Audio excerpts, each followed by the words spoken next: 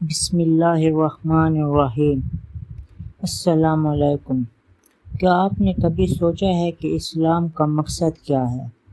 کیا اسلام صرف عبادت کا نام ہے یا اس کا پیغام اس سے کہیں زیادہ وسیع ہے؟ آج کی ویڈیو میں ہم قرآن اور اسلام کی بنیادی تعلیمات کی روشنی میں اس سوال کا جواب سمجھنے کی کوشش کریں گے۔ اسلام لفظ سلام سے نکلتا ہے، جس کا مطلب ہے امن، سکون اور اللہ کے حکم کے آگے سر تسلیم خم کر دینا۔ اسلام کا مقصد صرف چند رسومات ادا کرنا نہیں، بلکہ انسان کی زندگی کو ہر پہلو سے بہتر بنانا ہے۔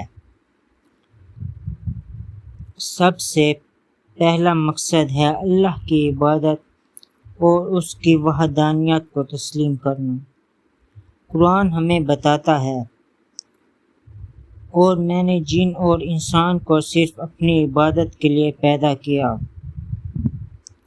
سورۃ زاریہ آیت نمبر 56۔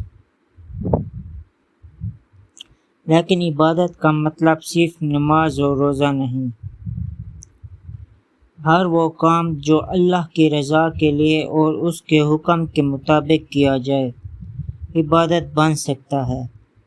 دوسرا مقصد ہے انصاف، رحمت اور اچھے اخلاق کو عام کرنا۔ رسول اللہ صلی اللہ علیہ وآلہ وسلم نے فرمایا، مجھے بہترین اخلاق کو مکمل کرنے کے لیے بھیجا گیا ہے۔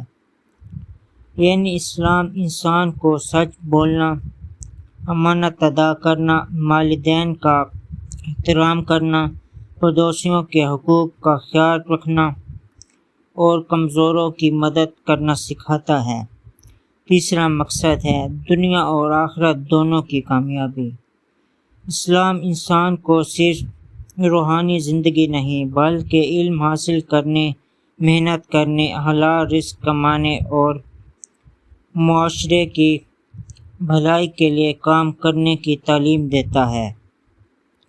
مختصر الفاظ میں اسلام کا مقصد ہے اللہ کی عبادت اور اس کی رضا حاصل کرنا، بہترین اخلاق اور انصاف کو اپنانا، انسانیت کی بھلائی کے لیے جینا اور دنیا کے ساتھ آخرت کی کامیابی حاصل کرنا۔ اگر ہم اسلام کی ان بنیادی تعلیمات پر عمل کریں تو نہ صرف ہماری اپنی زندگی بہتر ہوگی، بلکہ پورا معاشرہ امن اور خوشحالی کی طرف بڑھے گا۔ اگر آپ کو یہ ویڈیو پسند آئی تو اسے لائک کریں، اپنے دوستوں کے ساتھ شیئر کریں اور مزید علم افروز ویڈیوز کے لیے ہمارے چینل دین کی بات کو سبسکرائب کرنا نہ بھولیے۔ السلام علیکم ورحمۃ اللہ وبرکاتہ۔